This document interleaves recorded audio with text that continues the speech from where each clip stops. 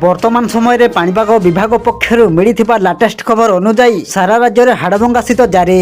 राति बढ़िबा सह बढ़ुची थंडा, खसुची पारद। सारा राज्य में एवं शीत कर्फ्यू। राति बढ़िबा सांगक बढ़ुची थंडा, खसुची पारद।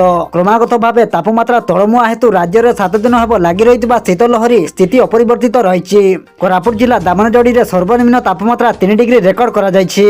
तेबे आसंतु पाणीपागर संपूर्ण खबर उपर नजर पकाइबा, किंतु ता पूर्व वीडियो को गोटे लाइक करंतु एवं वीडियोटी को आपण मानक सांगसाथी मानक अधिक रु अधिक मात्रा रे शेयर करंतु। जदि हम चैनल रे आपण प्रथम थर वीडियो देखुछन्ते ताहले एबे ही चैनल को सब्सक्राइब करी पाखरे थिबा बेल आइकन को प्रेस करी ऑल नोटिफिकेशन को ऑन कर रखंतु, जहा द्वारा आगो को पाणीपाग संबंधी और लेटेस्ट अपडेट आपण माने सर्वप्रथम हम चैनल माध्यम रे पाई परिबे। सूचना अनुसार कंधमाल जिला जी उदयगिरी रे सर्वनिम्न तापमात्रा 4 डिग्री रेकर्ड करा जायछि। कंधमाल दारिंगबाड़ी रे प्रबल शीत सांगकु तुषारपात देखिबाकु मिलिछि।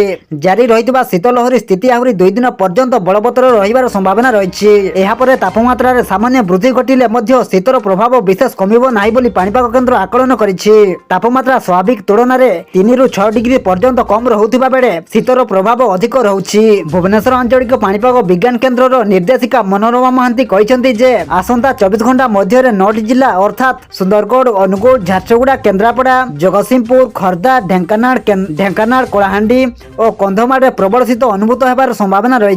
तेणु एही सब जिला को येलो वार्निंग जारी होइछि। सेपटे राज्यर अनेक स्थान में घन कुड़ी दृश्यमान होउथिबा बेले आहुरी 48 घंटा घन कुड़ीर प्रभाव रहिबो बोली जणा पड़िछि। आसंता 24 घंटा रे सुंदरगढ़ और कोरापुट रे घन कुड़ी दृश्यमान होबार संभावना रही। तेणु एही सब जिला को येलो वार्निंग जारी करा जायछि। से आहुरी कहिसेंति जे राज्य रे आहुरी 2 दिन जाय प्रबल रु अति प्रबल शीत अनुभूत हेबो।